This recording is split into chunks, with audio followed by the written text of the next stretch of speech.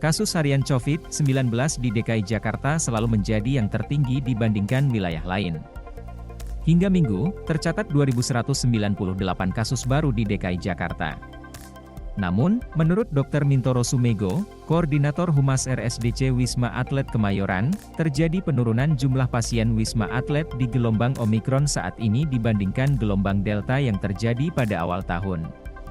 Dr. Mintoro menyatakan hal ini dikarenakan banyak pasien COVID-19 pada gelombang Omikron ini lebih memilih isolasi mandiri dikarenakan gejala yang dialami lebih ringan.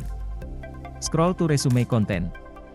Lebih banyak masyarakat yang melaksanakan isolasi mandiri, mungkin dengan gejala ringan sehingga pasien memilih isolasi mandiri, ucapnya dalam konferensi virtual perkembangan kasus COVID-19 di DKI Jakarta dan keterisian RSDC Wisma Atlet Kemayoran, Senin.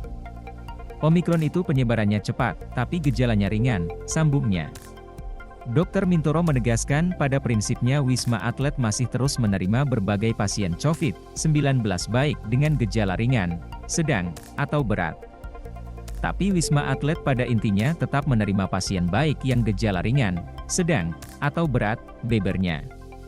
Menurut Dr. Mintoro pasien Wisma Atlet akan terus fluktuatif ke depan mengingat kasus COVID-19 di DKI Jakarta yang masih cukup tinggi. Hingga hari ini, Senin, Dr. Mintoro menyatakan pasien Wisma Atlet Kemayoran ada 184 pasien. Dengan angka ini, ia mengatakan bor Wisma Atlet masih di bawah 5%.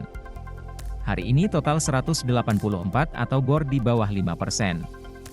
Yang masuk 15, keluar 23, jadi masih banyak yang keluar, tuturnya. Secara umum, menurut Dr. Mintoro pasien Wisma Atlet didominasi oleh pasien penularan domestik sebanyak 80%, dan 20% sisanya adalah pelaku perjalanan luar negeri. Jumlah pasien COVID-19 Wisma Atlet meningkat.